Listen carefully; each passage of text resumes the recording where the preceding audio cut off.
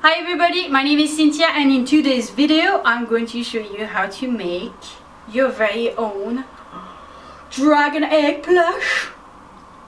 I always wanted a dragon egg, always. I mean, that's the coolest thing ever to own, right? So I have it, and you can have it too. I was supposed to upload this tutorial last week and I do apologize because I didn't, and that's because I got really obsessive about this tutorial, I have to admit, and I wasn't happy with it. It took me about 4 tries to get it right, but now I'm happy with the pattern and I'm giving you the pattern for this little guy. But really, that is the first one I came up with, and very pointy, and that is the one that you're going to see in the video today. And I'm not too happy with the shape of it, so I would say it's a fail. And I'm using textured pleather that I found in the upholstery section in my craft store, and I like it because the texture looks like it gives it a very nice scaly detail. I don't think you can see it properly on the screen there, but you'll see it in the video, and I really like how it turns out. But if you don't have pleather, it's okay. I have made one with felt. It gives, I have to be honest, it gives a more cartoonish look.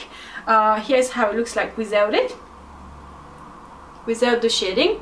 And I actually put all the shadings with chalk pastel, but you could use a Sharpie as well. I think it would be less messy, to be honest, but it will give it a bit more cartoonish look, I think. But it's nice, I like it. So for this tutorial I got inspired by NerdECrafter here on YouTube. She does very awesome polymer clay tutorial, and she has one that is Game of Thrones inspired, and it's a dragon egg necklace.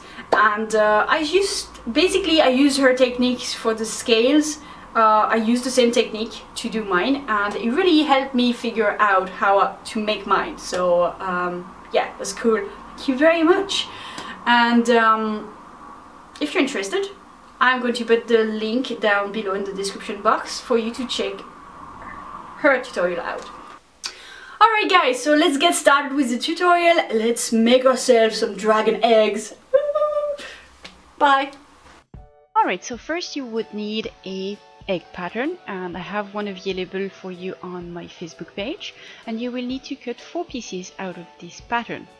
On either side of the pattern you will have a little notch, and all you need to do is snip the fabric with your scissors at each of those notches.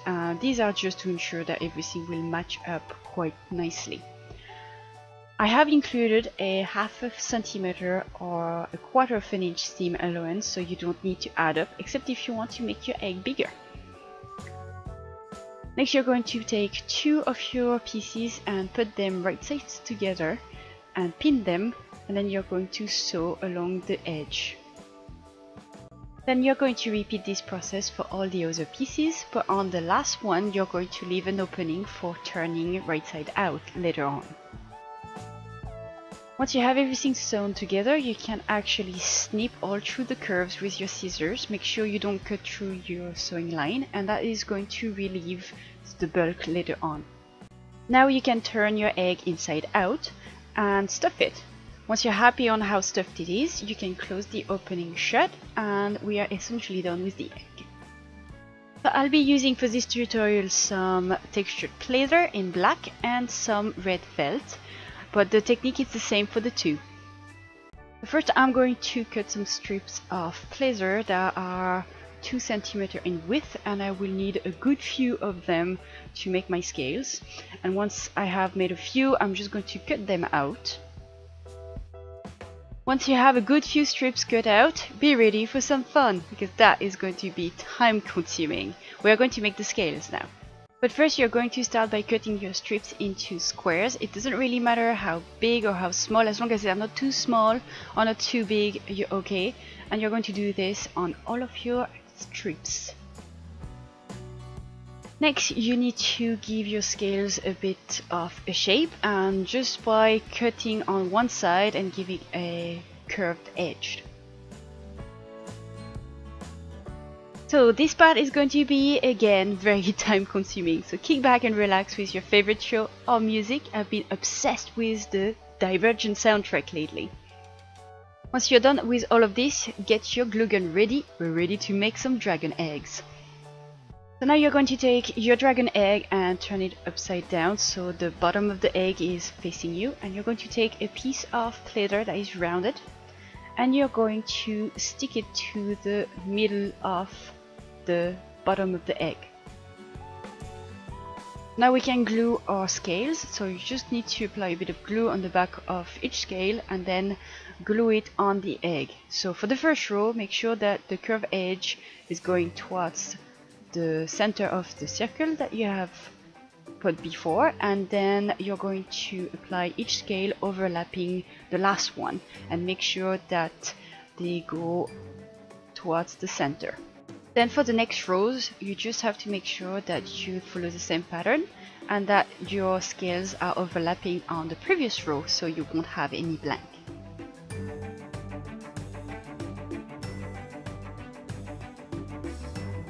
So now you have to keep on gluing your scales just like so all over your egg until you reach the top. So now your egg should look like something like this. Once you reach the top of your egg, just keep on placing scales until you have a little circle left over. All you need to do then is to cut a small circle out of pleather and glue it on top of your egg. And you're done. Now for the finishing touch. So here I have the egg made out of felt, and you could leave it as is, but I wanted to try a bit of shading.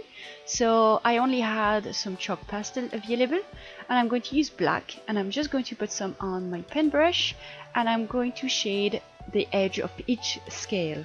It's just going to be slightly time consuming again. So all I do is apply some chalk pastel on the edge like I would be painting it, I guess, and just then try to blend it in a bit towards the middle. Once I'm done with it, I'm going to set the whole thing with a bit of hairspray so I won't get my hands dirty every time I want to touch my egg. For the pleather egg, you could leave it as it is. It would look really cool, but as well you can add some shading if you want. So I have some red acrylic paint. I'm just going to put some on my finger and I'm going to apply it on the scales. I'm just going to brush it in, and then I'm just going to wipe the excess off with some tissue. The excess paint is going to stick to the ridges and the cracks of the scales, which is going to give it a subtle look, but you don't have to do it if you don't like it. It's just an extra thing that you can do with it. Alright guys, that's it for today. I hope you enjoyed this tutorial. As usual, leave me your comments in the comment section below, and you can find all the links for my social medias in the description box below. As if you enjoyed this video, why not giving it a thumbs up, and if you're not already and you don't want to miss any of my videos, why not subscribe as well. Well, I'll see you in the next video. Bye bye.